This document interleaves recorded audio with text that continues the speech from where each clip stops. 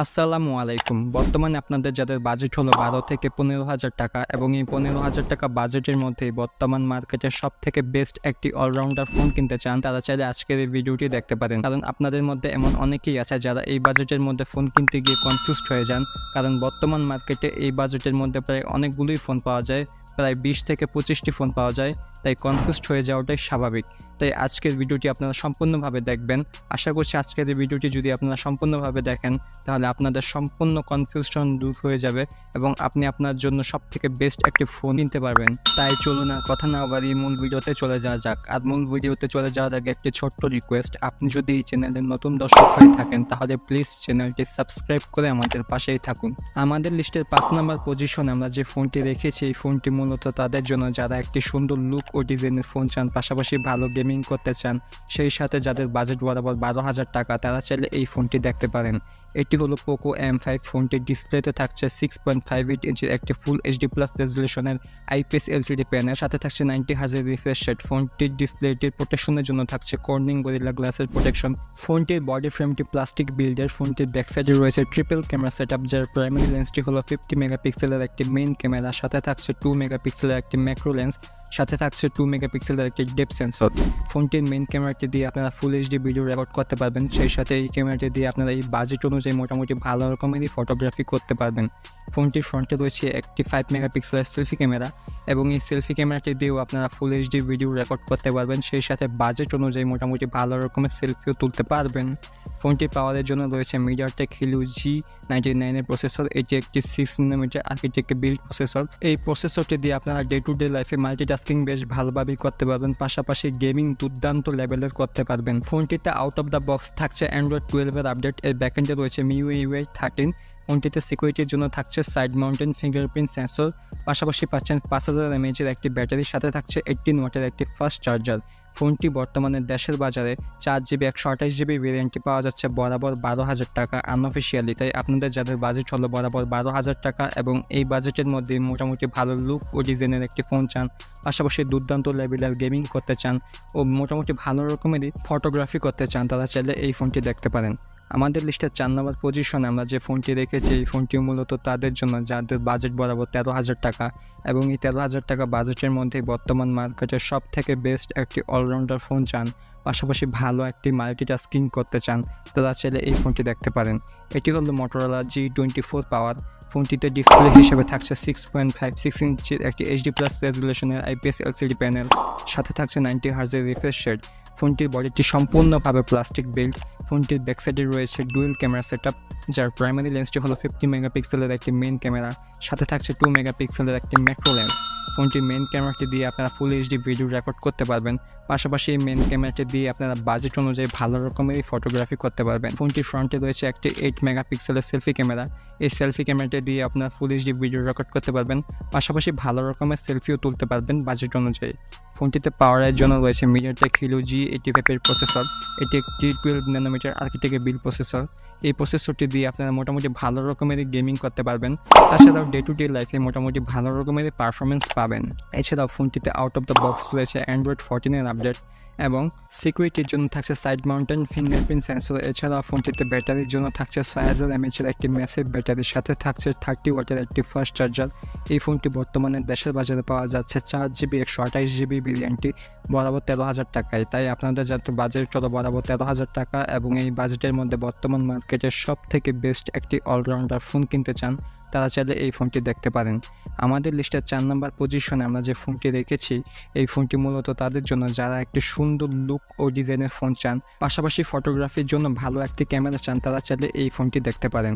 এটি হলো Symphony Helio G50।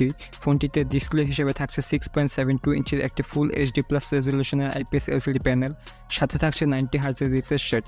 ফোনটির ডিসপ্লেটির প্রোটেকশনের জন্য থাকছে কর্নিং গরিলা গ্লাস 5 এর প্রোটেকশন। এছাড়াও ফোনটির ব্যাকসাইডে রয়েছে ট্রিপল ক্যামেরা সেটআপ, যার প্রাইমারি লেন্সটি হলো 108 মেগাপিক্সেলের একটি মেইন ক্যামেরা।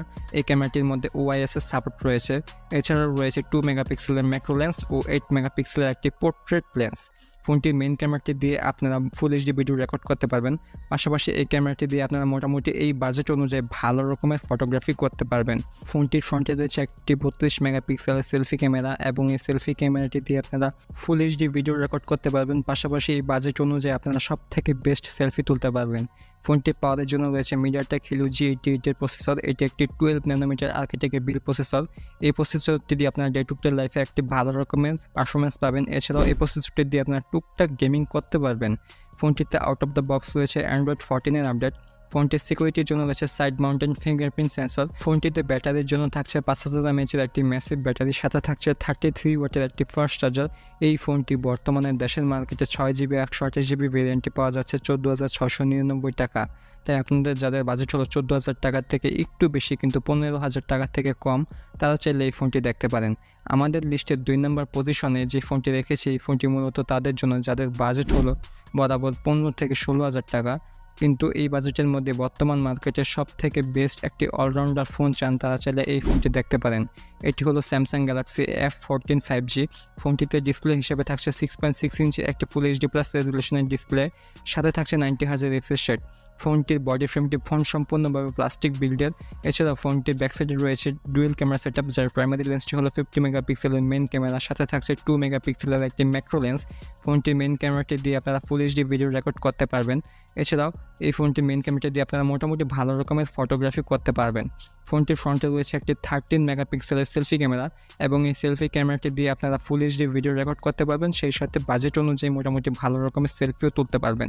ফোনটির পাওয়ারের জন্য রয়েছে Exynos 1330 চিপসেট। এই চিপসেটটি একটি 5 ন্যানোমিটার আর্কিটেক্টের বিল্ড চিপসেট। এই চিপসেটটি দিয়ে আপনারা ডে টু ডে লাইফে মোটামুটি ভালো রকমের মাল্টিটাস্কিং করতে পারবেন, পাশাপাশি মোটামুটি টুকটাক গেমিং করতে পারবেন।